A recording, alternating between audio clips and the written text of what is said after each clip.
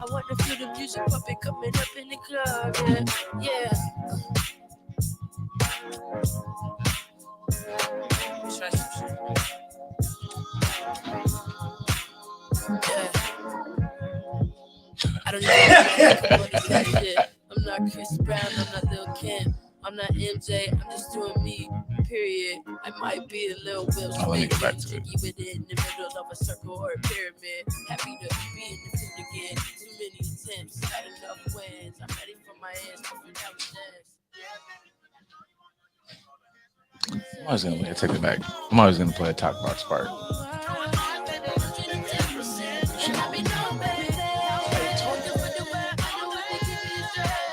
That is an underutilized.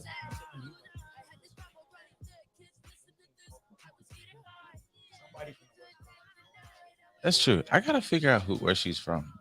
Anybody know where Ray Khalil is from? I'll Google it, but like, oh, and it's the Free Nationals. Never mind. That makes perfect sense. All right, never mind. We can. I mean, you can guys can like give me the information if you want to, because I'm so interested. But like, that made more sense. All right, cool. Because and just if you don't listen, like, go listen to Free Nationals, and that's my PSA for the day. I don't know what it means, but yeah, that was What's happening, people? pretty much Tuesday. Tuesday's such a fun day to still be like hype. Oh, it is. I used to be able to do all I used to. I just fucking MMA fucked my throat up, bro. I can't do shit like I used to. That'll do it. It will. Practicing with lots of chokeholds and whatnot does damage to your throat, folks. But it's all in good fun. I was talking was it this week or last week? But I was having a conversation about how that like is like a just underutilized like skill set to learn, like just in fighting in general. Yeah. Like even if you're just like I think about like wasn't like MMA or anything like that, but like my grandfather was like, just a casual, pedestrianly decent, like knew the importance of like wrestling and being able to grapple well. And I just think about that like when you see like just the average like quote unquote internet fight. Now everybody's like going to fucking MMA classes, but like just how that is not like always thought of as like a thing to do in a fight. And it's like if you're in a regular fight, in a street fight, like if you're hearing like say like hearing like a Joe Rogan talk about fighting, it's like, yeah, dude, like this will help you. Like, or who was it? What is his name? The Navy SEAL dude, the Jocko dude. Like he's super big up. Jocko Willink. I know. He's in the UFC and he's a military officer, I police officer, or something like that. If he didn't fight, I assume he did because he just talks like that. But like, yeah, he discussed like just the thought process of like fighting. He's like, dude, it's not for show. He's like, I'm a trained, like military officer. Like I've got people up out of here, and it's like my first thought is either to not fight, but if I have to, how quickly I can get you out of here. Absolutely. And like a good grapple choke thing, like yeah, all that standy up shit. I was like, oh, that's a good point. I mean, because most of it is taught self-defense. So it's like, how can I protect myself in certain situations?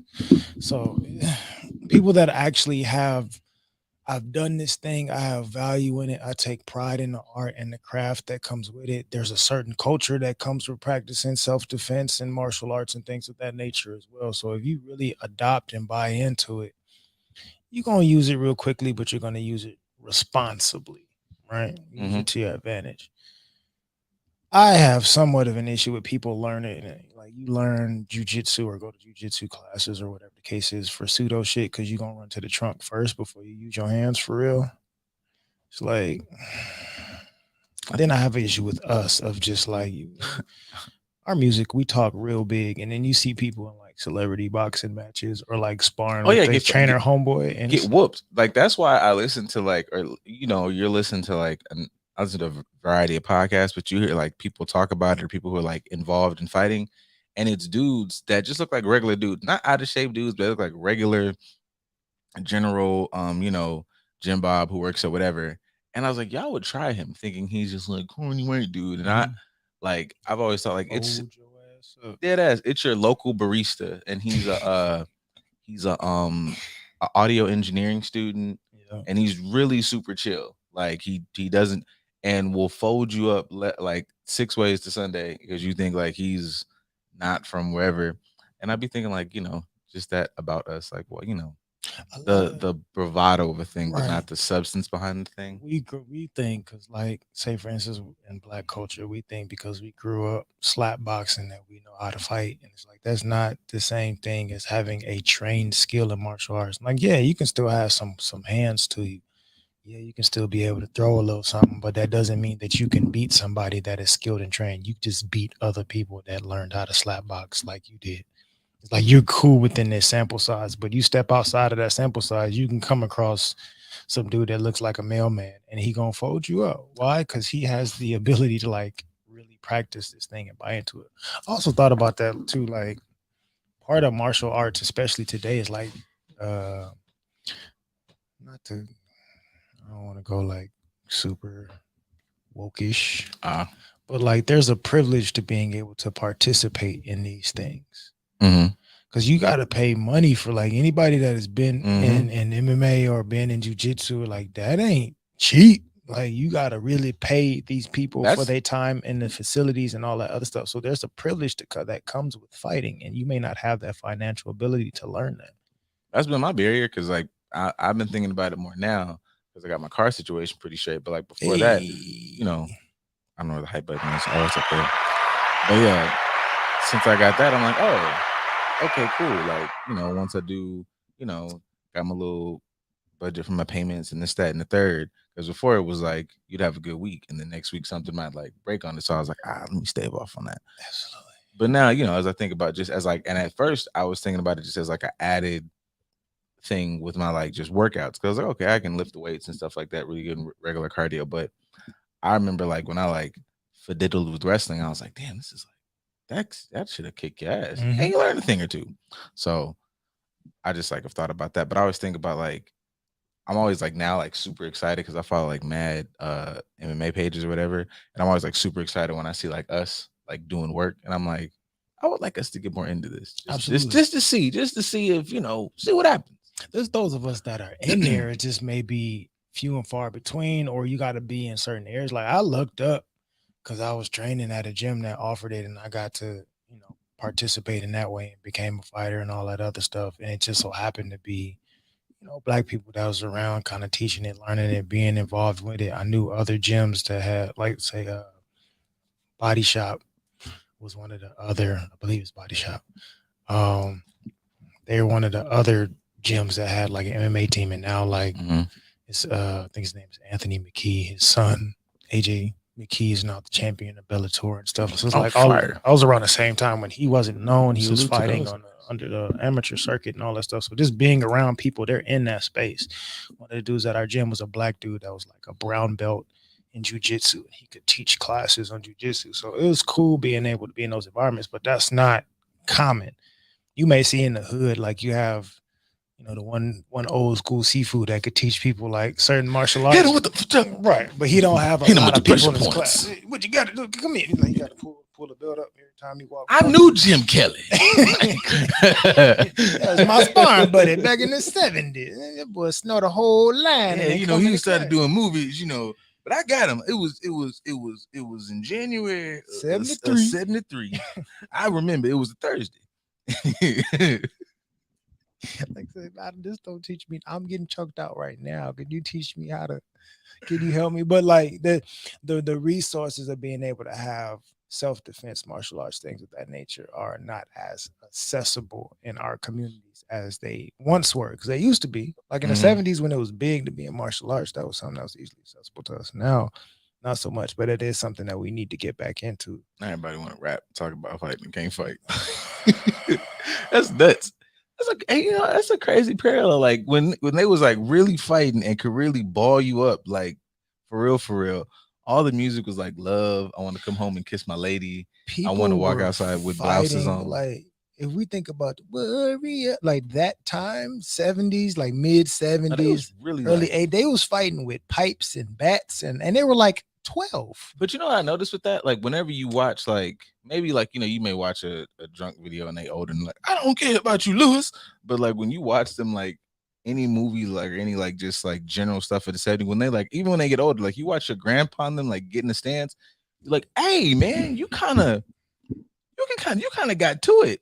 And you used to work at an accounting firm. Why are you so good with your hands? And now it'll be like, you know, I think maybe like our generation, like younger, like dudes who fight, but then there are dudes who just want to fight. There's a vast difference, but all of them, different. yeah, everybody's like cool with talking about it, but can't really do it. I just thought about that, like that's a weird You like parallel. fighting because you have unhealed trauma to deal with. Yeah, They were actually trained on how to fight. Like your granddaddy knew how to fight because somebody took the time to teach him how to box and fix a carburetor. So he can do a multitude of different things. Whereas for us, maybe not so much. Like I don't believe that young boy can fight. I just believe he has fought a lot because he has some shit going on in his upstairs room. when you see him, it's really scuffles. I low key don't think people like. That's one thing where I respect like the older generation in my family or like just play uncles or something like that. Because I was like, some of y'all I feel like aren't even really willing to fight because I can't qualify that you had real fights. Right. Like somebody ball their fist up,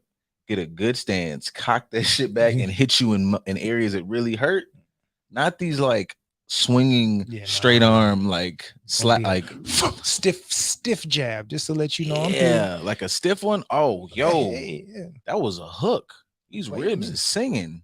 I got another one for you if you come on well with it now. And somebody say some shit like you about to get your ass whooped because today we swing wild. Like you don't even know the mechanics of fighting, which lets me know. Or like the stereotypical black stances are like nope. Those are really relax you. Like, oh, you doing that? Oh, it's finna be a breeze. Like be a long day for you, buddy. You about to learn how long 2 minutes of getting your ass whooped really is. Like that's not a short period of time. Like, why don't y'all know? Nobody knows how to. Nobody in here got hit with a good gut punch. I did, and I know how effective those are. Like our fathers and grandfathers was learning how to really fight and protect themselves in bell bottoms and blouses. Slide across concrete and hard bottom shoes is absolutely. And my dad was a young dad, so he done told me some stories of the 90s, having they button ups and going to the club and all that and fighting in some slides and all that other stuff. Like I used to think Big Timmy was just talking that stuff until like I had confirmation. Like it'd be like whatever they may be going through, whatever phase they were in. I pull up and go, nah, he he really look at her like, okay, well, what was you on? Dually degreed woman. What type of time was you living on? Like, hey, that would be an interesting conversation. Like, not that your pops was out here young and thugging like that, but the fact that like, hey, you come from a certain background and you chose this chaos. My favorite thing about low key both of them, I was like, y'all are just really smart. Like anything outside of like not being able to go in and command good A's and get promotions, it's dangerous out here. Like every time I talk, I was like, yo, bro, like me and my sister's favorite line, I'm like, bro, it's just one bad test grade away from like who knows. He just knew how to go in there from whatever night he had before. It's like, I know what I was talking about. He was resourceful. Dead ass. Like just like even now, like he teaches now, and even now is like can read 5-6 chapters in one whop, know it enough to go teach it. And I was like, you're a machine. He knows how to look at books. I thought that was a lost ancient language. Not for him. Where he find books at? Y'all still got books out there? Y'all can't tell me where to find one of these books that y'all keep talking about, because I haven't seen one in so long. And not only that, he is one of the first examples of don't just read it and regurgitate it, read it and interpret it. Because before anybody gets, I'm still on my stance. And a lot of y'all is like, not that people aren't smart, but a lot of y'all are just, well, it said that in the book. I'm like, yeah, but examine it. Like, where'd that come from? What's your thoughts on that? So on and so forth.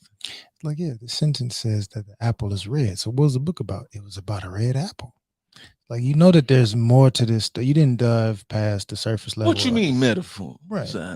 You ain't look at none of that. You just perceive the surface level. Okay, well, I get you. Go ahead. You're going to have to, it's like movies. You're going to have to read a book probably 3-4 times before you really grasp the concept of everything that was meant to be grasped in that book. I don't say movies because I know, like, I'm not, in my mind, I feel like I got 17 careers because I'll watch a movie like 3 times before I decide to hate it. But, because like, I don't hate Thor. Like I understand why people don't like it, but like when I watched it, I was like, they discuss like heavy stuff. Like Thor's depressed as hell. Like, Absolutely.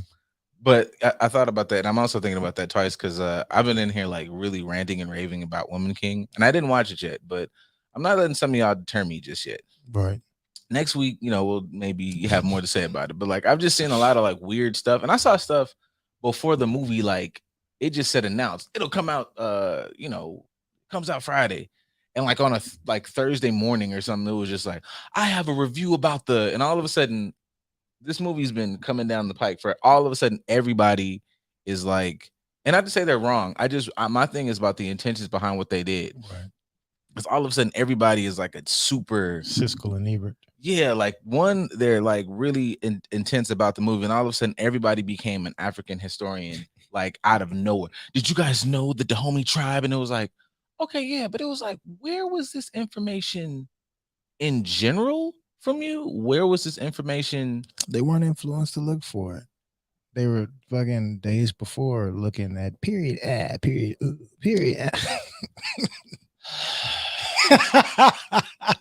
It's a hard line in a couple days. You went from that to like, let's deep dive into the story behind that this bothered tribe. me so much. I couldn't even repost it because like I was just so adamant about I don't want this to go anywhere.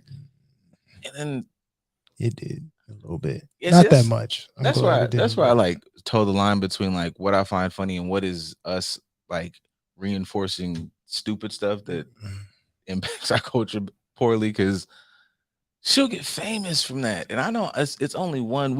It should have been, what's that girl? The bad Barbie girl should have been it. That should have been the last thing we've been like, all right, we can't do this no more.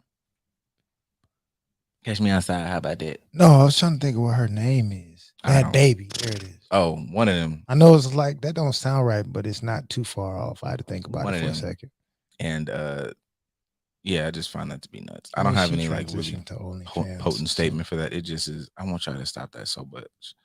Like we can make fun of it. I'm never going to tell y'all not to make fun of it, but don't stitch it. Don't make songs with it. Don't make it cool. That's just not cool. So that means you got to be mad at Chloe because she did one of them duet things. And your sister's doing so well. We are all in unison about making just weird racists feel bad and just cave in upon themselves. And all you had to do was just not do that. Like, I don't really, and like, I'm okay with that little girl. Like, even when she was coming into her own, my only thing with her is like, I want her to just double down, not on like a weird sexual sense. Just the only thing I found weird that she's done before is that she like started calling on Jesus and everybody was mad at her about being 20 something. Like I've been a kid my whole life under the thing, and I decided now to realize this thanging, and I want to explore that. And all of a sudden, it was like Jesus runs my life, and it's like you don't have to apologize to these people. Like, but that's the stereotypical go-to for a lot of us. That's the only thing when we start getting scrutinized, then we try to throw up like the religious shield to like. She'd have made $1 billion. She'd have been like, bro, I'm 20, whatever, and I'm out here. Yeah, I'm like, your daughter out here. She's just not famous, and I'm not doing nothing. I'm an artist. I made music. Cause yeah, I think about if bro dropped them draws, and you know what, man, you been here just like me. Don't front. And y'all ain't looking for the Obama daughters. Y'all know they old enough. They out here. They doing their thing. They in college too. Y'all ain't checking up on them. I guarantee they doing the same thing as me. Yeah. And I don't know. I find stuff to be like I find that to be like weird, hypocritical when like there's a New York pastor in like $1 billion outfits choking women off the stage. No. That's fake news. Oh, okay. He didn't choke her? He said that she was trying to attack his wife, so he was trying to restrain her to protect his family. Oh, my apologies. If that's the case, then I don't know what the real story is. Okay, but here's my thing. Everything that every week he's in the news for something. Well, he's in the blogs or the memes or whatever for something. I don't even know his name, but I know, dog. And now I feel like all this attention, he might be on some weirdo stuff, so I can't fully vouch for him. But if that is the case, if and I'm not here to, but I feel like gender lines get real blurry. I've always watched those videos. I don't know if I'm one of those dudes that is like, Get him, babe. If I see 5 girls running down on my lady, it's up. Y'all all got penises. At least 3 of y'all got dicks at that moment. Like 5 women on my one girl. Yeah, you grew a dick immediately. It's up, baby. Like, yeah. How do you explain that though? Like if say somebody presses charges, like how do you? There's no out that you could speak. I would just take that. I'm like, it's 5 women on this one person. I up the yes. Did you have to dog? Yeah, I'm not doing none of that. Lady, stop. I'm finna. Let me. If I could press this fist behind my back, like yeah, like all spinach, baby. Like what the? Yeah, like. Yeah. Bing, wow, like yeah, like I'm protecting my lady. Like I don't. Can you protect her without the use of aggressiveness? In general, yeah. If it's like in that specific scenario, 5 women jumping my lady, it's finna be full gomu gomu no. But like, if it's like on some regular like 1 or 2, I'm like, please stop, like stop. Like I feel like then, but I don't know. See, then you run the risk of that like stop. What you finna do? They're gonna. It's like, oh well, now I've run out of my like. I tried to be agreeable and yeah, because that sometimes is like a fully like male like thing. Like unless she's the woman king, you don't really have to protect her because she can handle herself. Well, see, are we talking about fightability? Or are we talking about rationale? Because fightability is one thing. Because I feel like everybody think they can just. But also like rationale of like a lot of people who like really have been in fights and know be like, I'm gonna do everything I can to avoid this. Because when it get to it, I don't want to hear nothing about it. I did everything I could. Stop. Let's talk about this. I'm gonna go ahead and let it go. Are you still going? Stop. I'm avoiding. I'm ignoring. I don't want this switch to flip. So please let me avoid this because last thing I need is to be triggered to go to that dark place. So that would be something that I would like, in regards to like woman king lady, I would assume that she might not be one of those. It's like just looking for her shoot, not looking for her to get punked though. But if it's like, we can avoid this or whatever. Right. Now, if I told her and I'm like, hey, listen, I need you to think about this because it's 6 of them and it's you and me. We can stop. I need you to think. But that's 2 different type of lady folk though. Because woman king is going to handle herself in a different way than kind of what you're explaining, which is the proverbial or stereotypical, like, come outside, ho. Yeah, come outside. Like them 2 different types of women right there.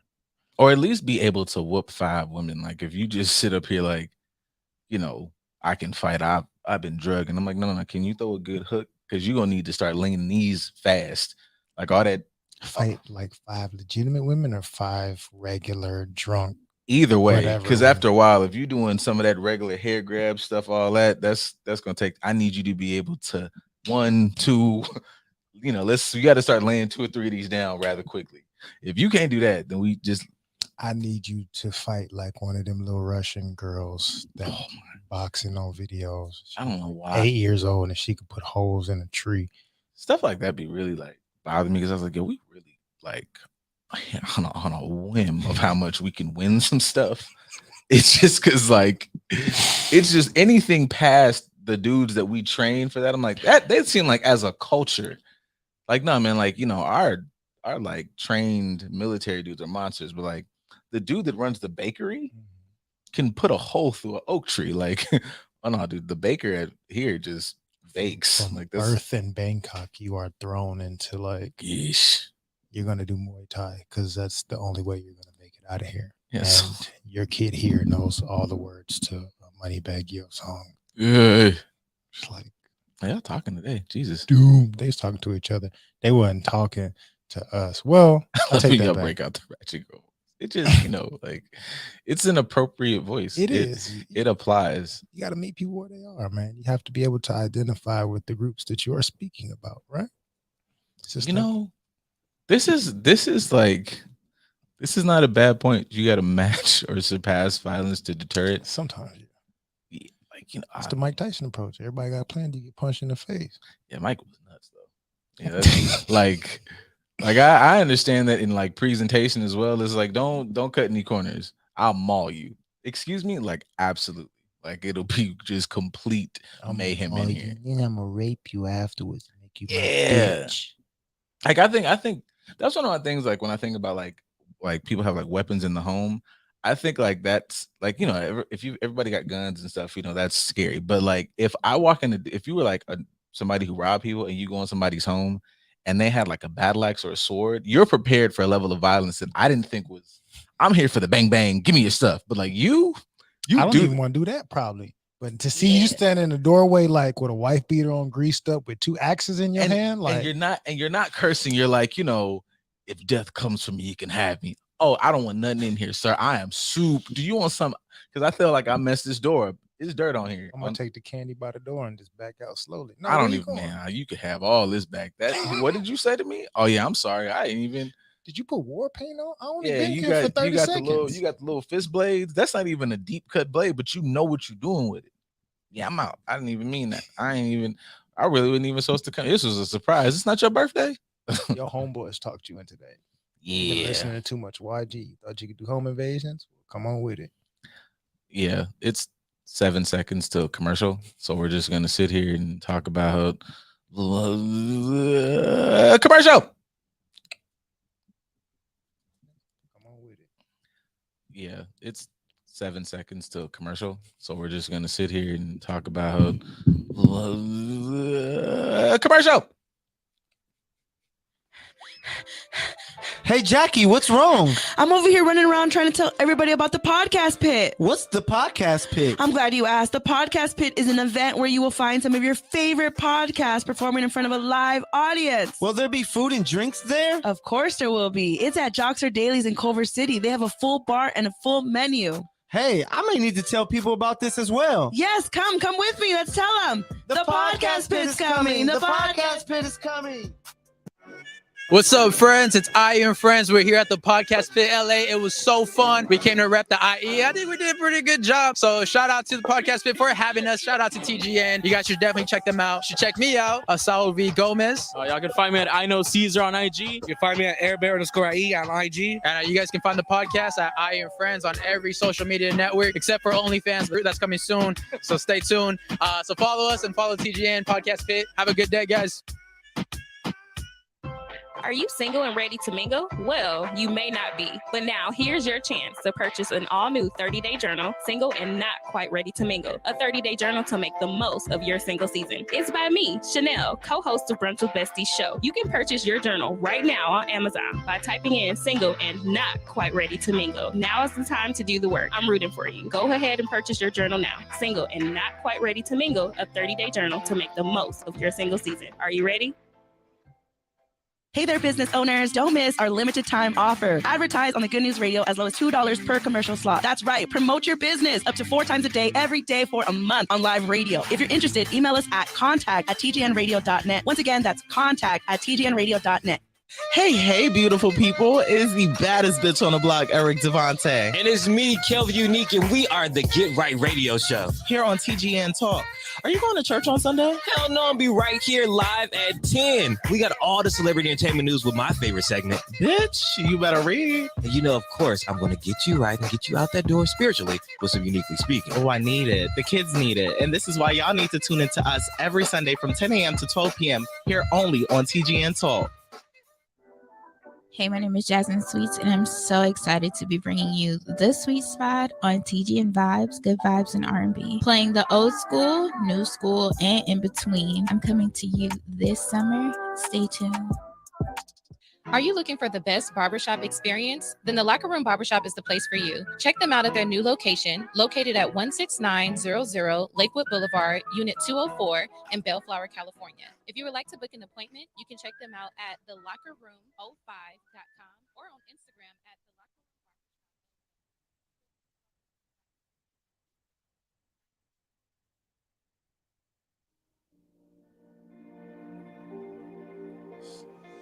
A doomed delinquent. Used to like whenever they would do flash forwards like Bart in the future, it was always just nothing positive whatsoever. Yeah, that was me and Bart seemed like he was just gonna be like a complete trash human being. It's like, damn, bro, like you don't like I didn't think Bart would be like, you know, like in Silicon Valley, but I feel like, you know, Bart could have been like a musician earlier. He could have done something that would have been very beneficial, but he never had high hopes for himself at all. Like a mechanic. Like, Not even that. I remember one, I forgot what it was, but he's like, he imagined he was going to be some out of shape male stripper when he got older. And I think Bart would survive good. Like now, like I mean, even though the Simpsons makes like tells the future, I think Bart would have been like a cool content creator. Like he'd have just been like making like goofy videos, pranking people. Yeah, Bart definitely could have appropriated Black culture very well and monetized it. Shit, Bart would have been Jake Paul. In some capacity. He would have made money off being like the douchey, snarky white dude. That I'm probably gonna be off this in a bit, but like if Jake and this Anderson Silva thing goes weird, I don't know. Even though Anderson is like, isn't he like 50 now? It doesn't matter. It's not his first sport. Yeah, he has like a handful. I think he has like 3 boxing matches. Yeah, and he's 50. He fought other older guys. I mean, I'm trying not to be a dick, but I don't feel like I'm gonna give it to dog ever unless he starts fighting. Like No, but all these are like novelty fights to me, and I don't like people going like, you might have to really give it to him. No, I don't. No, like they're boxers. He hasn't fought any. Fight Deontay Wilder, then we'll talk. We'll talk after that. I remember that there was something though where they did like the sports science, and it was like I used to like that. It's like if you get hit by a full-fledged Deontay Wilder punch, it's like getting hit by like a Civic or something. That's nuts, yo. Like it's like football. They were saying like getting hit by different professional athletes. I think Ray Lewis did it one time. It was like, I saw that one. Like, oh, that's death. It's damage to your body for sure. And people are doing this multiple plays every season. Yeah, put some respect on athlete's name. Like we are taking a lot of damage. This ain't no soccer, baby. This ain't no soccer. But transitioning on, good people, thank you for all the chitter and the chatter that you have had so far. This is just the second segment of the show, and y'all been doing a lot of jibbing. I appreciate it. I feel popular today. I mean, we even pulled Simone Jenkins out. Woo, never that extra. Oh my God, yeah. Woo. Ain't seen that name in a while. Hi, honey. Welcome. Well, it's still in there. She had to recover. Stall her out, Debo. Stall her out, Debo. Stall her out, dog. Oh man, she has the footage. Send us the footage so he can make a clip of it. Oh my God! Use it and for like a segment of the show. I should have saved it, but I was laughing too hard. It was so I made all that other shit. And she has access to it. Oh my God! It didn't dawn on me till later to be like, I should have saved this. Moni, I've really been good on my nobody on the good news is safe because I just think we're all funny as shit. It's a lot more fun when you are a part of it. So go ahead and send that to us so we can use it on it. It's already posted. So just I'm sorry. She's going through it. She's going to fight you. Apologize to that woman right now. And it was in the middle of the daytime. That was 3 a.m. activity at like 2 p.m. Oh man, I love y'all so much. We just had lunch. It was bright colors. It was just so everything around it was just so festive and happy. And then in the middle was like I mean, that's a metaphor for life. When you are enjoying yourself and you are just paying attention to certain happy modes, life is gonna come out of nowhere and just it was like the Thor movie, like just happy colors. But like if you listen to the theme of this film, man, holy shit! I was gonna say it's kind of like the what's the insurance commercials? Where you're like the white dude that represents catastrophe. Oh, I'm mayhem, and I'm here in Vegas. You're just here doing your favorite TikTok dance. That was like a mayhem. I'm mayhem, and this is. You think you're having fun now? And he's like in the drink, but he's in the drink bottle. It's mayhem is the drink. Hey. You on something. You can create that. You can create that tomorrow. I'm telling you, Moni, please send him the footage.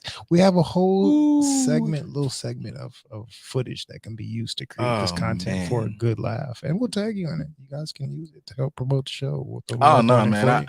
I like I said, I respect everybody and what their goal is for their platform, because I tag everyone and I know that it's just like in my mind as I be tagging, I'm like, this is wild. But you can go ahead and say no if you want, because we're here now. Like, I made it already. I made it. I'm gonna post it. I don't care. Hey. Whew. Don't know what to tell you. The Get Right, they appreciated it. They embraced it, and it worked out for them. They dangerous anyways. They fake good people. Like, they're villains too. You don't want to talk about Nicki Minaj. Yeah, you do. Yeah, you do. Oh, they may be play villains on air. That doesn't mean they're villainous in real life. We're not villainous in real life. Nah, like anti-hero. But like everybody calls them villains anyway. So I'm gonna live it up. I have no interest in I am whatever you say. Whatever it is. I know all the cats I saved out the trees. I don't care. I know who I am. Yeah, I know myself. Black Adam's coming out, man. The whole, what's that shit The Rock talking about? The whole DC universe is going to change. Man, that's such big. I'm completely diverting from what we're supposed to talk about. It's but like, okay. We'll come back. We have 2 segments left. That's such huge dick energy. Like, I know that I'm such the guy that like cancel all this. I know I keep putting it on him like he did it, but I feel like he was part of the conversation. Like, it sucks over here. So if you want me over here, we're gonna have to fix this. And they said delete everything. Cancel a movie that's made. Batgirl got done dirty. I mean, did we really need the Batgirl movie? I would have watched it. It just wouldn't have made sense. Like, I know we're all used to like everything being in a universe, because I think that's a good platform. So DC is trash with that. So I feel like they didn't build up to that. So we didn't need that yet. Yeah. Can we get it eventually? Yes, but we don't need it now. You haven't set that up properly. And your CW TV show ain't gonna do that. I really think they listened to us, because they flat out said like, yeah, we're just going to start over and do what Marvel's doing. And I was like, I know we've said that 20 times. I think I can actually count 20 times we've said that here. We gave it away for free, dog. Yeah. We got to stop giving stuff away for free. We got to start charging for this. One day. So about insecurities. Stupid. Because those are bad. And those transition it better. Oh, that's not my skill set. You gotta team up properly. Listen to Keith. You gotta collab effectively, know what you're good at and what you're bad at. That's fair enough. That's my skill set. I'll tag in. So using the analogy of you saying how DC abandoned who they originally were, and they realized that they were not secure in their original identity, so they abandoned it and created a new one. They learned how to learn and better their insecurities to provide themselves with a more secure, stable persona, a stronger identity that really boasts and shows who they are. So when it comes to insecurities, what say you? Was that better? Yes. That was damn near poetic. See, I was like a soft setup. It's like this is what you don't do. This, I mean, again, per the usual, everybody has insecurities. I think there's like maybe a weird stigma around like everybody acting like, don't have them and throw them in the trash. It's like, nah, you have them. Right. Acknowledge them. They teach you about yourself. Where did I get this insecurity from? But I think we have such a bad habit, and pretty much. I mean, I want to say like us. I'm always going to focus on us, but just as a human fucking race at this point, right. We like people use and don't pay attention to like that they're using their insecurities as ways to justify insert whatever mindset. You got to do this, that, and the third. I'm like, yeah, that's not really. It sounds however you typed it, however you said it. It sounds super poetic or it sounds super empowering, but it is you working from your insecurities. You're not working through them. You're literally having your insecurity get in the driver's seat and go, this is how we, determine and walk through life so I can heal. I can protect this wound. You're not going to heal the wound. It's bleeding like dying like a motherfucker. And you just are putting a lot of Band-Aids on bullet wounds. And that's dangerous. And how you end up just at the very least making a complete fool out of yourself and ruining relationships. At the very worst, people have lost their lives off of that type of mindset. I think a lot of people, I don't want to make it super sciencey, so I'll dial it back a little bit. I was going to go in a different direction, but I think a lot of people they misuse their insecurities, kind of like what you're saying, but they use it because they don't understand how to properly use it in the form of which it should be used, right? So I'm I'm trying to prove something. So my insecurity is my hypothesis. Like, no, it's not your hypothesis. It's just something small that's going to be factored into whatever type of experiment you're trying to run here. You're making it the important factor when really it's just a byproduct of what could be. It's part of the results or contributing factor to your results. But we think that, like, no, this is the thing that makes this. No, I am this way because of X, Y, and Z. No, you're this way because of A, B, and C over here. X, Y, and Z is the result. I have something to piggyback off that with. So like I know I've said like because I've been like knuckle dragging around this book or whatever, but I've been trying to be more focused on reading it or listening to it, audiobooks all day. You love the book. Huh? You love the book. In a way. Like I love like in a way because it's just like I be thinking I'm crazy and like I'm just like, nah, well. Because I'm like, am I whatever? And then a book will like confirm like what we just said. So for instance, I've been reading this book. It's called Attached. I forget who wrote it, but I probably should look that up. A white woman. I think so. Mm-hmm. So kind of just to piggyback off what we're saying about like your insecurities driving your behaviors or whatever, it talks about attachment styles, the anxious attachment style, avoidant attachment style, secure attachment style. And there's a fourth one, but isn't that like the mix between? It is. It's like an anxious avoidant mix. It's an anxious avoidance mix. Yeah. So that one, they like, I haven't gotten to the part where they really get into that, but they've been really sticking on everybody needs to find a secure attachment, find the unicorn, find the horse, find the blah. And then there's avoidant attachment styles and anxious attachment styles. It literally like how they sound is what they are. Mm-hmm. Like when you get in relationships from a romantic space, distance, hyper focus on their independence. Hey, it's your boy. But I would say that like a lot of avoidant attachment style stuff, there's work that you can do if we want to throw in like neuroplasticity and stuff. You can change your brain patterns and all this other stuff. Mm-hmm. And it helps you change from one set of behaviors to another. So the book, to me, at least as I've read so far, it talks about avoidant stuff as how you should, like, don't be like that, learn to change it, so on and so forth. When it gets to anxious attachment style, though, it, you want your partner's full attention. You're always worried about what they're doing. A lot of the stuff that we see online, a lot of my favorite, like Justin the Boy posts and all those really present narratives. A lot of toxicity is anxious attachment styles. Like it's a whole bunch of just dumping anxiousness. But the book, at least as I've been reading now, treats anxiousness as like you need to find a partner that can, not make you feel that way. That can what's that stuff y'all be saying? It don't serve me right now. If it's whatever the quote is that y'all use to like, instead of going fix how you're looking at the situation, it makes everything around them the issue. It's and deflecting. Yeah. And I find that to be like just wildly dangerous. And I was looking at reviews of the book and I was like, oh, okay, I'm not just nuts for like thinking like this. There's a lot of reviews that are like, this is seeming like, it's a decent book and you're saying a lot of cool stuff here and there, but it is presenting anxiousness as something that you just are. And it's like bigging up dependency. Like it starts out the gate, like taking a dump on like the hyper independent thing, I make myself happy, you make yourself happy, we come, like it jumped on that early on. I was like, this is kind of a dangerous book. Yeah. And I mean, it could be, that's the tricky part. Like say, when you talk about books or anything, we don't know who's writing it. My nigga. Go ahead. I know I saw it popped up. If I'm too much, go find less. Yes. Bonnie is one of my favorite people on earth. That's why we love her. And I would go to battle. Footage. Yes, I would go to battle with the orcs of Middle Earth for her. Good job. You still have to send him. You definitely do. It's still funny.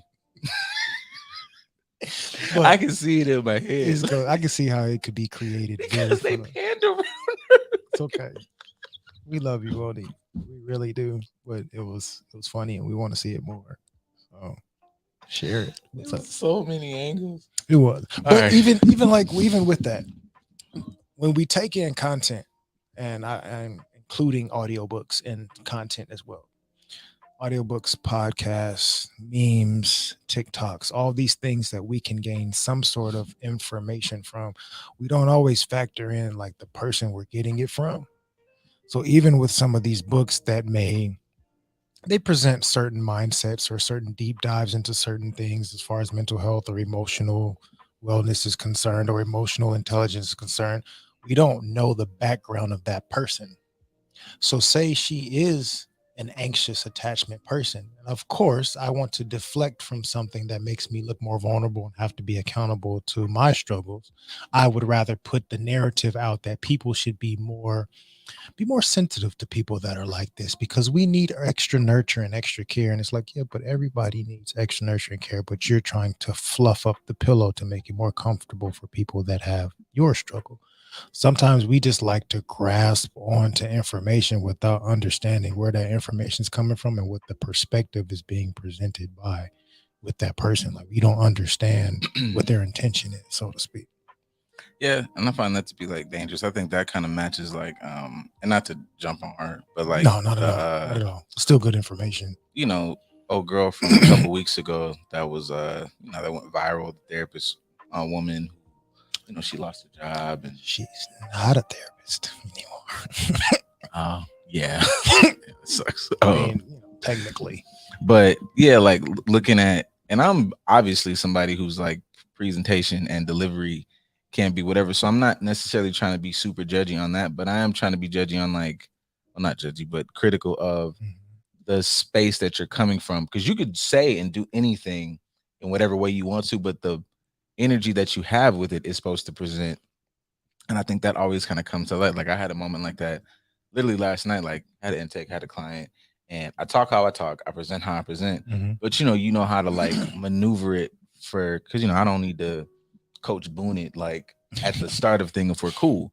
But I had heard I'm listening to a couple of clients talk or whatever, and it's funny how much my favorite line of like they might be bad at reading, writing, arithmetic, but they have great instincts, great intuition, and oftentimes really good discernment, at least when it comes to like the system. And they were just discussing how the disconnect in them dealing with certain therapists or social workers, anybody, because they're like, I can feel when somebody's just saying the stuff, or I can feel when somebody's saying the stuff trying to put on me that I'm this type of kid or I'm this type of client. It's like you're just saying it in word, but I know where you're headed with it. Right. And then how some of them even sort of spoke to feeling like they might have been, which is a big thing actually, like maybe misdiagnosed, because Absolutely. I don't have ADHD. I've been fine all day. But what I did do is, as an immature teenager, I walked in your office and told you, suck it 5 ways to Thursday. I'm nervous because of my situation. I just got pulled out of this. I'm tapping and looking at everything except you, because I look at you as like an authority figure, and you being really dismissive, but knowing all the stuff, have now written on a piece of paper. So I think like that, the person who wrote this book, and even old girl and various dudes in the space, like aren't taking into account like you know a thing and you read a lot of stuff, which is perfectly fine. That's necessary for you to have the knowledge in the field, but you got to be able to like use that knowledge effectively, and that's a whole different type of intelligence. Absolutely. Intelligence types are a thing too, but I mean, you got to factor in your personal biases and your personal experiences as well, because your personal experience can be beneficial to you within the space of mental health and like having these types of conversations in spaces with other people. But having the textbook knowledge, that's just one component of it. That's like 25%. You have to have your learned experience. You have to have enough intelligence to understand and accurately perceive and communicate somebody else's experience. Like all these things have to match up in order for you to really communicate this thing effectively. If you don't know how to do all of that, you just being good at speaking the jargon doesn't do anything well. It's like you're saying with the kids, and we've both experienced this, like kids don't have no educational training. They ain't been in none of the master's classes I've been to, but they can pick up on bullshit because they have learned experience. They have been through certain environments and experiences where they get to see this jargon. I don't know entirely what it means, but I know when I hear it, some bullshit coming to follow, and I don't like that. I prefer when somebody's more real with me. So that's how we end up, finding our footing, just being authentic and being real with, with the youth that we were working with. Same type of language, just a different dialect, and they were able to understand it.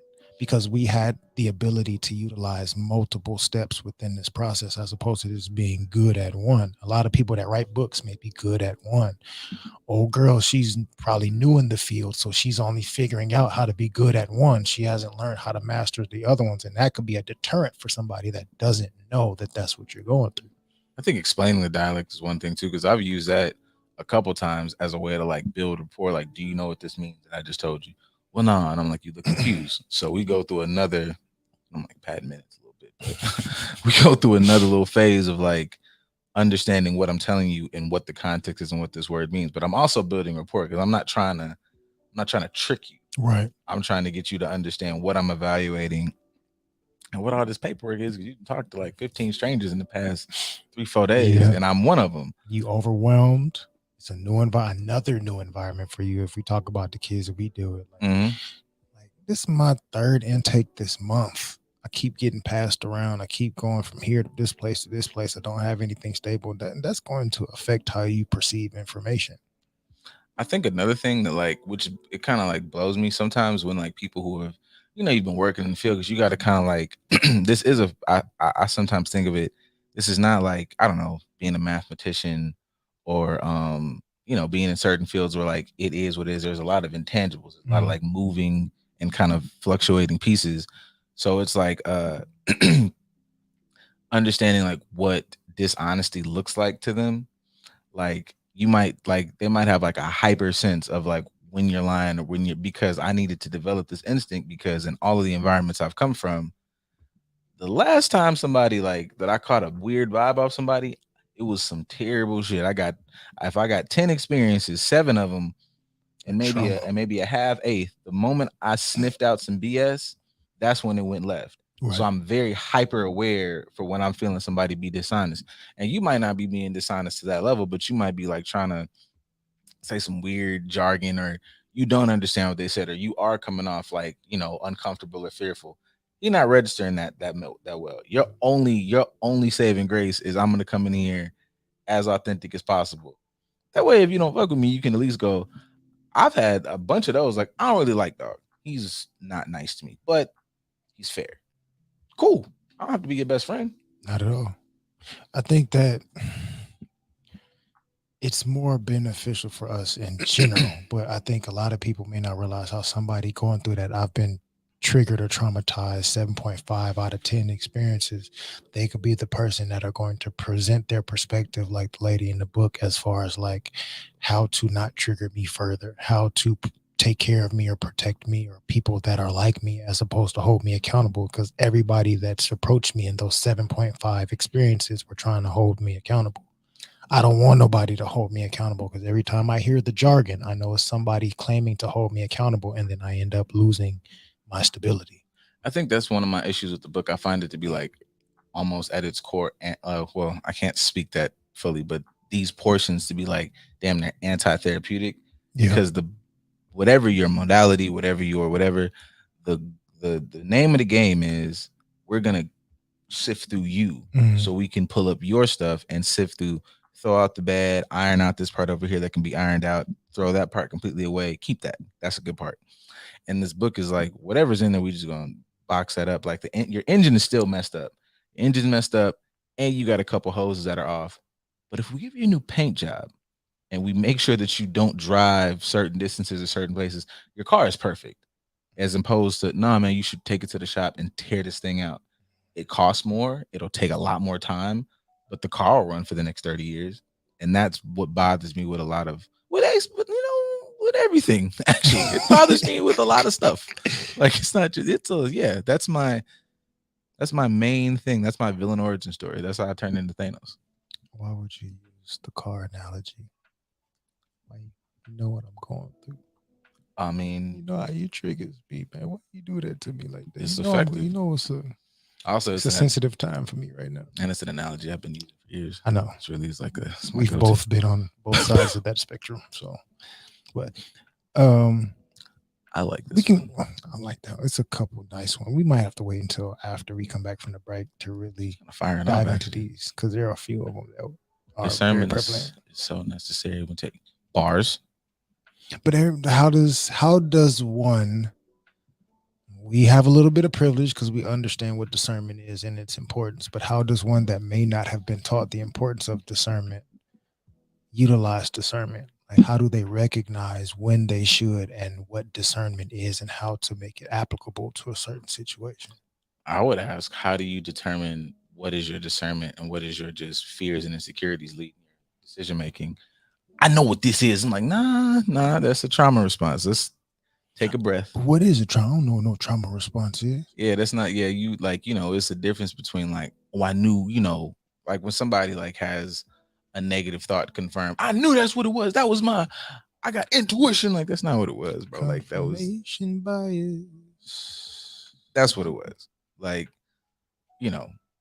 being able to, but that comes with, to me, at the end of the day, the bottom line is learning yourself, which is what therapy does, because you can understand like, oh no, I was on BS. Like, I'm big on self-talk. I talk to myself all the time because sometimes if it gets all caught up in here, I'm not really processing right. So if I'm verbally outside talking, it's like me able to go sit that there, and then I'm on shit. I'm on bullshit. Because that right there. But if I don't take that out and like whatever your version is, if you're not able to look at where you're coming from with a thought process or a mindset, you think you're running on like greatness and you're running on horseshit. I have a thought for that, but we'll explore when we come back from commercial. I have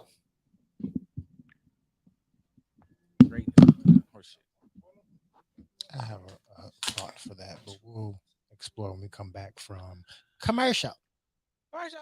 Yo, what's cracking, fools? It's your boy Caesar Leo. Caesar Leo knows it all. Check me out every Tuesday at 1 p.m. right here on TGN Latinx, the authority in radio and podcast. Let's go, baby. And what? Fool, you don't like it? So what? Birthdays are meant for celebration. And when it comes to celebrating, Flour and Sugar never misses a beat. Offering custom cake designs to fit any special occasion, your cake will be the talk around town. From sushi cakes to perfume bottles, everything is always edible. With flavors like Oreo, banana pudding, and our top flavor, strawberry shortcake, I can't miss. Order your special cake today by email at flourandsugarla@gmail.com or visit our website at flourandsugar.store. Or if you want to see new designs, follow us on Instagram at _flour_and_sugar_. What's up, friends? It's Iron Friends. We're here at the Podcast Pit LA. It was so fun. We came to rep the IE. I think we did a pretty good job. So shout out to the Podcast Pit for having us. Shout out to TGN. You guys should definitely check them out. You should check me out, Saul V. Gomez. Y'all can find me at I Know Caesar on IG. You can find me at airbear_IE on IG. And you guys can find the podcast at Iron Friends on every social media network except for OnlyFans. That's coming soon. So stay tuned. So follow us and follow TGN Podcast Pit. Have a good day, guys. Hey, Jackie, what's wrong? I'm over here running around trying to tell everybody about the Podcast Pit. What's the Podcast Pit? I'm glad you asked. The Podcast Pit is an event where you will find some of your favorite podcasts performing in front of a live audience. Will there be food and drinks there? Of course there will be. It's at Joxer Dailies in Culver City. They have a full bar and a full menu. Hey, I may need to tell people about this as well. Yes, come with me. Let's tell them. The Podcast Pit is coming. The Podcast Pit is coming. Hey, Jackie, what's wrong? I'm over here running around trying to tell everybody about the Podcast Pit. What's the Podcast Pit? I'm glad you asked. The Podcast Pit is an event where you will find some of your favorite podcasts performing in front of a live audience. Will there be food and drinks there? Of course there will be. It's at Joxer Dailies in Culver City. They have a full bar and a full menu. Hey, I may need to tell people about this as well. Yes, come with me. Let's tell them. The Podcast Pit is coming. The Podcast Pit is coming. Do you want to punch people in the face and not get fired for it? Tune in Monday night for Monday Night Compton Mania, only on the TGN network. We'll see. Only on TGN Sports. Are you trying to buy a home, car, or make other investments and being discriminated against because of your credit score? At credit909.com, our professionals can help you remove judgments, student loans, child support, medical bills, and other erroneous and negative items on your credit report. Call 800-752-9763 today for a free credit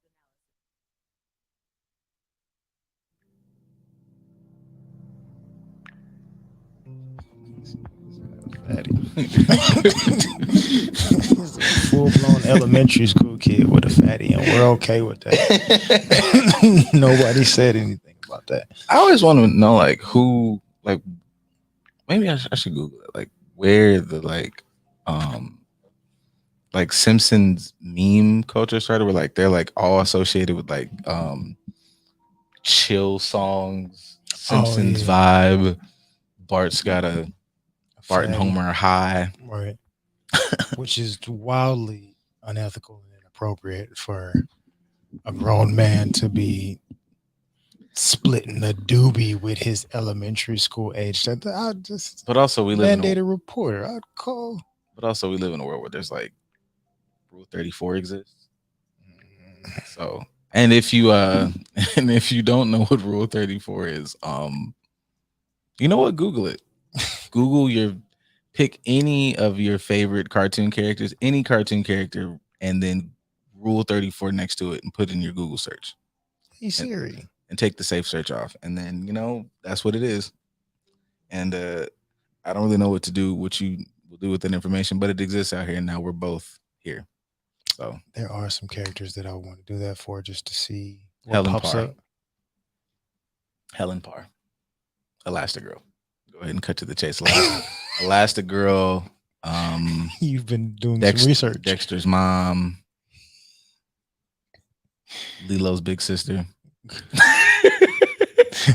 Who's the girl from Atlantis? I don't know. Yeah, it's thick cartoons unite. Nani's watching. She's the big Disney person. She would probably know better than I. I know before you went to, we were talking about discernment, right? So how somebody that's not privy to discernment, how they would start to figure it out. You were kind of alluding to they would have to start the journey on figuring themselves out. Mm-hmm. And the question that came to mind is, how does one start the journey into self if they are in a society that tells them that self is not who they should want to be?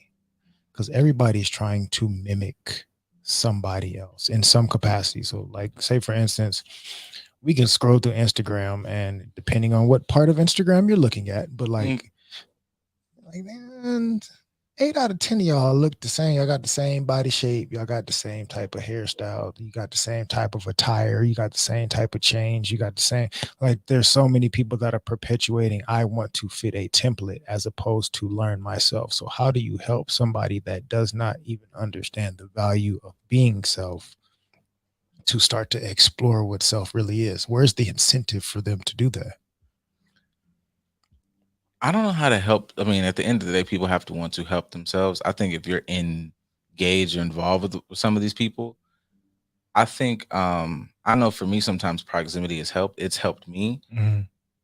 If somebody is just being, themselves, energies attract. And the same thing of like, if you want some BS, if you just, what's that line? Like, I'm not saying you can take advantage of, but if you're a good person or an awesome person, you got some positive energy, negative and that stuff don't exist in the same space. Mm-hmm. So it's either you're going to convert, get with it or get lost. So I feel like there are, certain spaces in your life where like you are looking for, the universal test you or whatever. You're looking for that bump, that jolt or whatever. And I think that's even sometimes how people fall into, I needed to find God or find Jesus. But if you're around a certain group of people that is moving in a certain way, you might like attached or, birds of a feather and so on. How you get to that space without those people around, I'm not exactly sure. Cause I know certain things, life will kind of, it's going life. Yeah, life is going to life and push you into a space where you're looking for like said change. I just feel like at some point you do need assistance. I don't always subscribe to the fact that, you got to get it out the mud by yourself. Right. Because even me on whatever my little, like, I've had like, the more I think about it, I've always had at least some type of support system that I needed for the space I was in. Mm-hmm. My parents might not have been like, super geek, this, that, and the third, or go read up on Africanness or spirituality. But my parents were big on like, at the very least, when you have like something as small as when you have those presentations when you're like 6 and 7, and it's like, do a character in history. My mom was like big on always do somebody Black. So I'm already in like, well, I wonder what else we did. That was a good enough seed to where, I might look up this, I might look up that. And then I remember it hitting like like a barrier as far as like when to start to get into the spirituality part. Because at the time, I'm like, I'm raised Baptist Christian like everybody else. Right. So then as I go through like my social and friend circles, that's where you kind of start to, because you have those questions in your brain. And so the universe is going to put you somebody in your space to be like, I'll answer it, or I'll stoke the fire that you'll go answer it yourself. Right. So I think you just need to be able to have people around you. Like even like we said last week with Eric and Kelvin, like you need a friend group of like, you need, you know, you might not need somebody who's completely across the board, Right. but you need somebody who's doing some shit that's like, what is that? Like I give shout outs to Joe. Like Joe's one of my best friends, hands down. I'm not an anime person if I don't have Joe in my life. I'm not into going to try new foods. And that's just his experience. But some of our experiences growing up were different. So he was more free with, I like this. It took him like a year for me to go like, that nigga put Naruto on my face for a year. And I'm like, I ain't on there. Went over his house one time, we was kicking it, playing the game. He's like, just watch this scene and then tell me you don't want to watch it. It was Lee drop kicking Gar in the face. I've been sold ever since.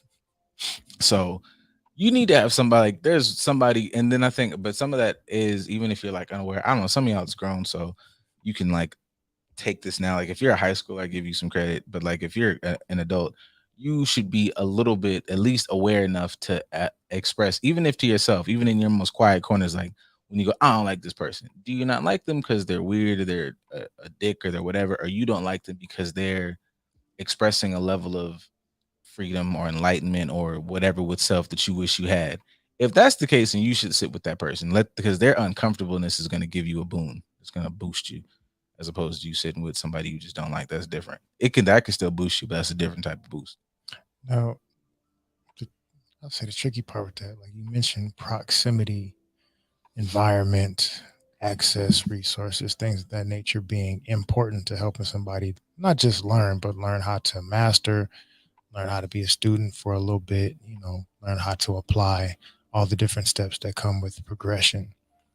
But what if said environment or proximity is also counter to what you need to do for yourself? So like say somebody expressing or trying to explore more of their blackness in their proximity is white suburbia in the South.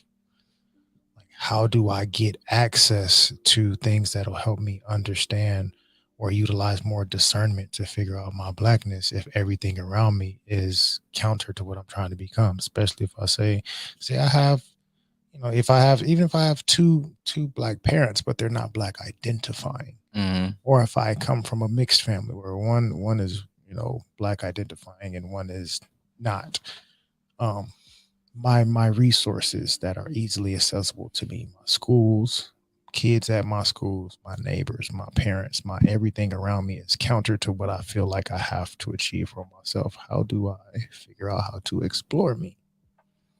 I think that part, that was tricky.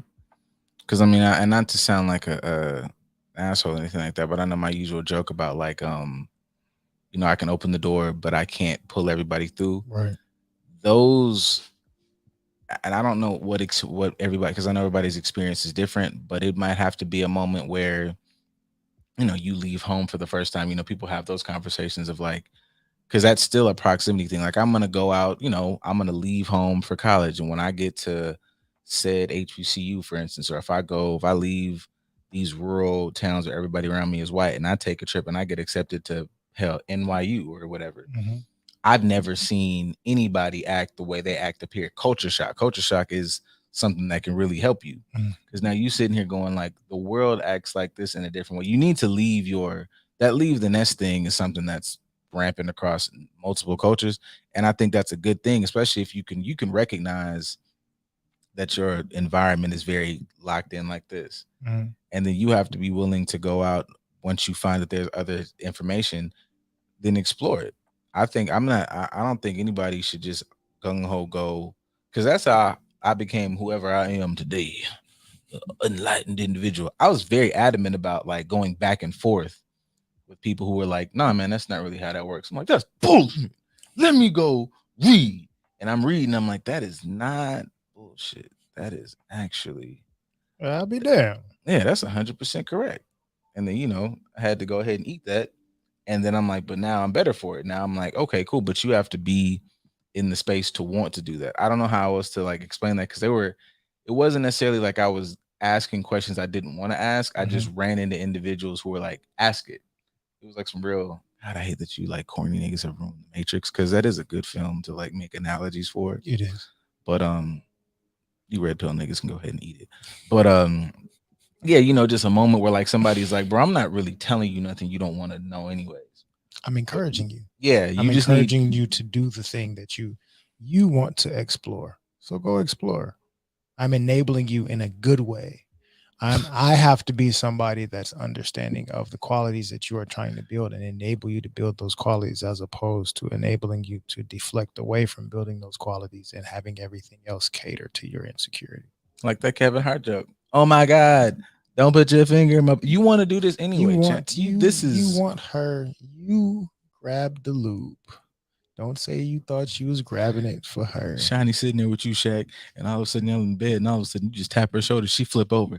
Oh my God! Please don't put 2 fingers in my. Why would you? Of course, like no. I'm like, don't lie. And I've been saying that for years. Like y'all would get so much farther if you just told Dog to be like, and he'd be like, absolutely. I've been so waiting for this. Like, what else? But that gives you the ability to be a safe space for him to do the same thing as well. But are you comfortable with that also? Like that. I don't know if, because you sent me that story, right? There was like a rapper dude. And yeah. Hang on, I want to make sure I say this correctly. The dude from Texas who his ex-girlfriend exposed a video of him and a dude, but his current wife that he was getting married to already know what's up and she's okay with it.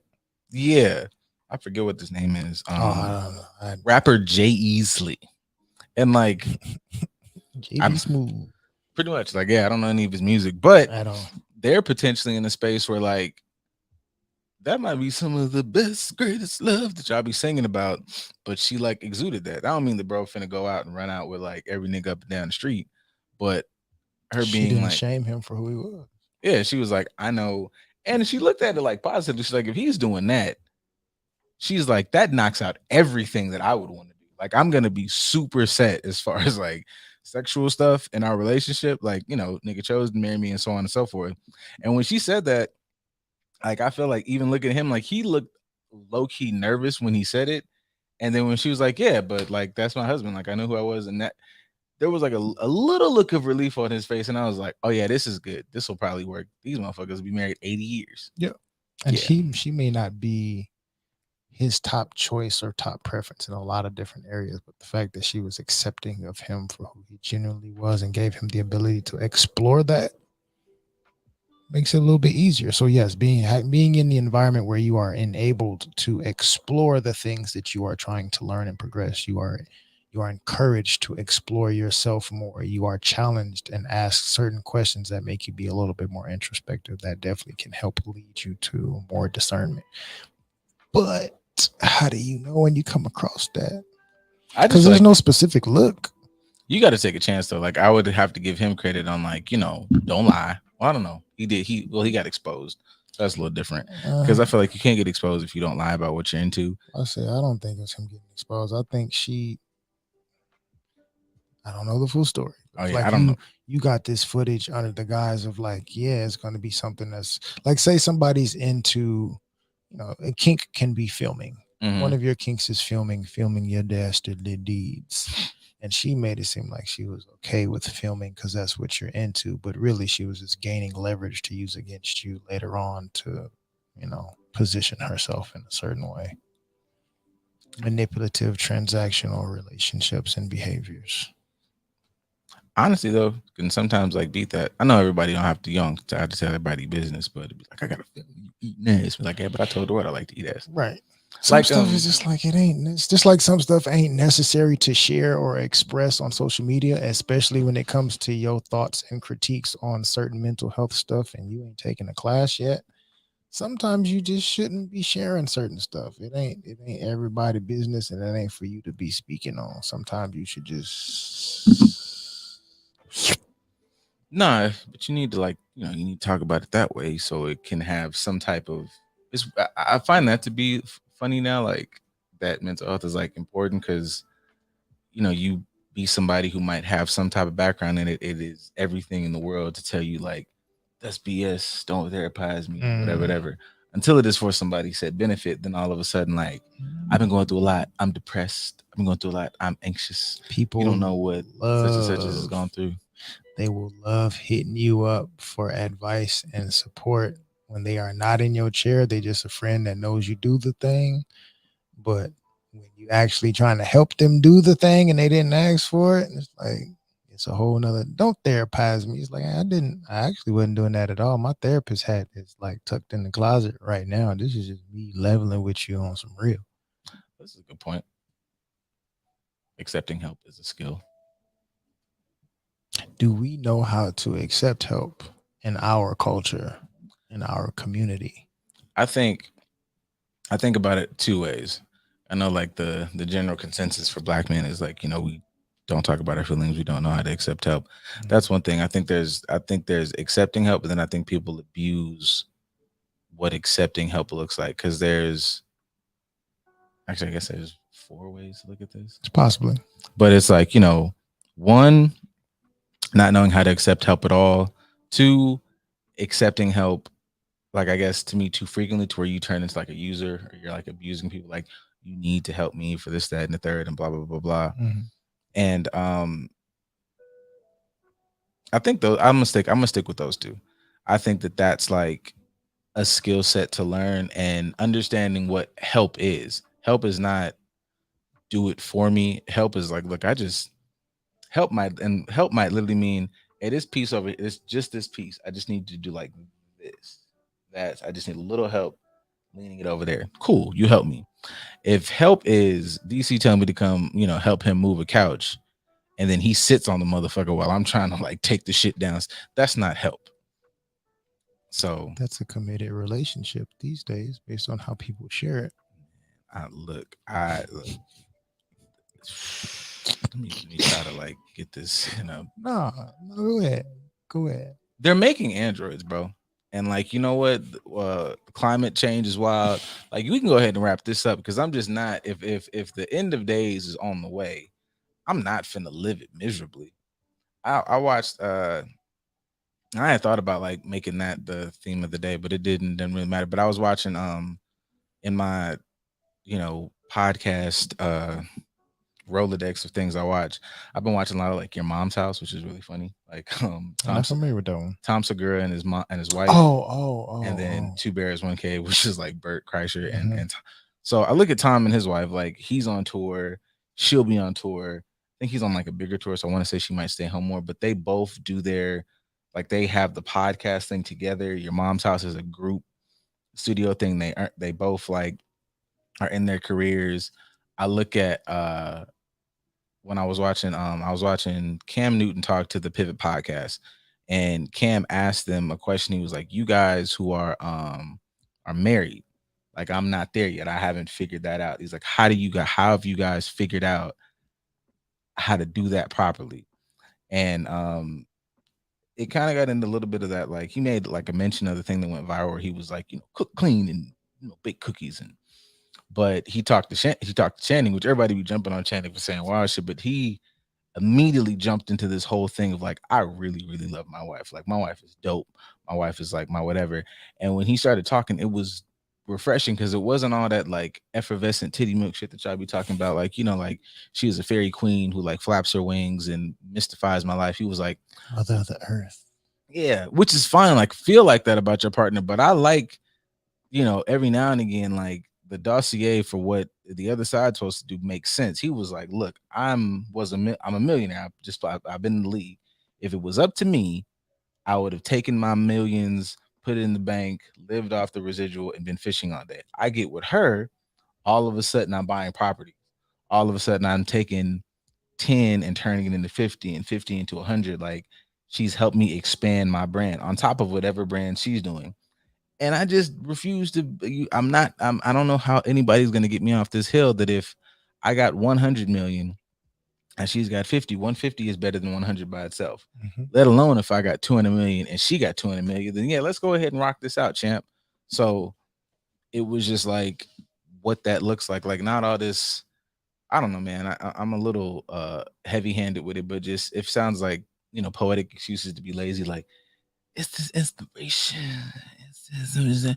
No, man. I'm already inspired. I'm already like I'm already inspired. Tell me how to take let's look. We together. Tell me how to take this therapy shit and like triple double it. Help me expand my clinic. Help me expand my private practice. Help me take this like help me. Like that's dope. And I think there's something that now where there's like we're in this weird space where I think there is a type of dude that just wants to be taken care of like the woman. But 9 times out of 10, dudes is like, help me, bro. Like I got all this weight on my bar. So if I'm carrying this, carry that over there so we can get all this stuff in the house in double time. It makes no sense for me to carry all this stuff off the truck and you just sitting here, sitting on the lawn chair. That doesn't help me. But do we give men the space to really ask for help? Well, I do, but as a community, that's more so the point. Like community or society, because I could talk about black community, but either or. Do we give men the space and ability to really ask for help, or do we make it seem like, yeah, you can come and talk to me, but just know that like I got 18 locks on my door before I actually open it. So I'm gonna slide the peephole open and say, fuck you won't. Now I don't know, because like when I look at, as much as I'm not a fan of the things they do, when you look at the other side, even the trumpety uppers, she trumpety upping right with him when he's out there towing the field. Trumpeteers. Yeah, when he's out there, in his big whatever truck going to do whatever, threatening protesters with assault rifles. She's doing whatever. She's like got the handgun. All that. Like I feel like I'm not, and I don't think we're the only ones going through, but I feel like we're the loudest ones to go through it. And there's always just like these weird empty arguments to me that just don't make sense about why it shouldn't be in that fashion. It's like it's a help. It's just what are we doing here? Like even and I'm not not dissing anybody for their career. So, but if I'm talking to somebody who is taking I'm bettering myself, I'm doing this, I'm doing that. You did that so you can just sit up under me. You don't want to use that. You don't want that to be. I've gone on my rant about what if we make people. What are you going to tell the people that I made? You're going to tell her that her gig is to just sit up and wait for some goofy lackey who don't comb the top of his hair because he can dunk real good? I kick your ass. I mean, if you haven't taught her actual self-discovery, authenticity, and discernment, that's not going to go well. And there's no way that like I create another me and you gonna tell him that his life goal is to find somebody to then jump on his back. Nah, boy, like you need to find somebody that helps you do this together. That's nuts. It just doesn't make any sense. I don't know what I didn't grow up that way. I don't know what that looks like. Like everybody, I've said like any woman I know in my family is like got their stuff together. So I just don't understand. I don't understand that mode of thinking, and it doesn't make sense to me. I don't know. I got multiple dudes that I know that are dads. So this idea that take out these niggas are I just watched the man who was put all this together came in with his kid. So none of that makes sense to me. And I have zero interest in changing my mind. So in no way, don't ever come talking to me thinking you're going to adjust that thought process. That's a staunch. It's cemented. And then I put a couple blocks of steel on top of it. Like that's ingrained in here. I don't care. I'm not mad at you.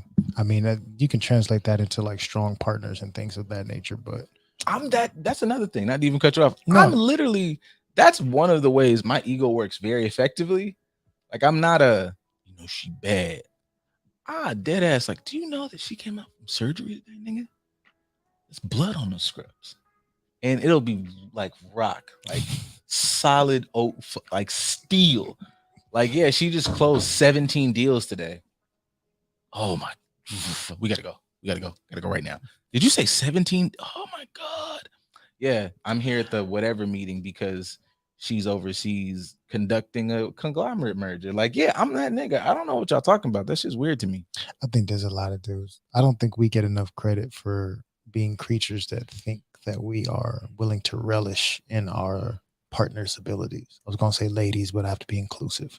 So I don't think people think that we think how important it is for them to have qualities and be really good at something outside of like the stereotypical norm. I think that goes back to my usual thing of people not looking at the other side, that there is a type of dude that One is just flat out purely insecure and doesn't want his woman to come up. We understand those exist, and not to not acknowledge them, but I'm not using them as the template. There is another brand that is not that, but what it is the other side has belittled this person because of said upbringings or whatever. Said like, yeah, you might have got 3 or 4 degrees, but if dog is a foreman or a longshoreman or got his stuff together as a mechanic or is a truck driver, y'all incomes match. Don't look down on him because of whatever. And those are the instances I think a lot of people have, and there's a complete dismissal of the fact that you're flat out abusive, big dog. Like, you're abusive to bro. Like, and that's why he's not shitting on your growth. He's not under whatever the hell. That's not what's always happening. I can't date a man with a 9 to 5. All right, but his 9 to 5 is 6 figures. Which doesn't make sense, because if I'm on tour, I'll see you next year, big dog. Like, I'll be back in time for Thanksgiving and Christmas. Yeah, like, you think you finna, like, okay, like, you think you finna be with me the whole time? I'm in the studio for 17 hours. Y'all are nuts. Like, it just doesn't make sense. Like, it's not supposed to. Just saying. It's not supposed to. Thank you all for participating so much, especially Ray. We appreciate you with all the wonderful Rapid commentary. Firing them things off. We appreciate all the engagement and participation. Hopefully you enjoyed today's conversation. Feel free to continue these conversations with us on our social media. You can go to Just Dope Ass Podcast on IG and on Twitter and participate in any of the random conversations that we have, and the tubles. So follow us on all of those things. And of course, continue to pay attention to the Good News Network. They're gone. The audio listeners are gone. Now it's the remainder of you visual folks. Thank you for sticking around for extra content. I'll make sure that I cash up y'all to send y'all a PayPal for all this extra content y'all get per week. It's gonna be niggas be mad when like ever that's when you turn into Joe Budden and get like Patreon side of life. I better be up there. It'll be cheap. Maybe. Additionally, y'all gonna want some of them will call shits. It's popping. Just relax. Like, it's a plan over here. Absolutely. And you are a part of it because we love you so much. We appreciate you. Thank you for being a part of our plan. Thank you for helping us with our plan. Help us more.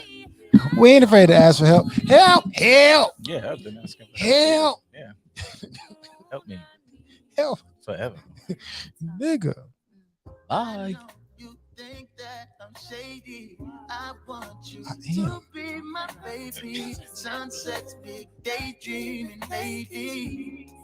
Girl, I think of you on the daily. She said that I look better with her eyes closed. I said, be careful where you walk, baby. That's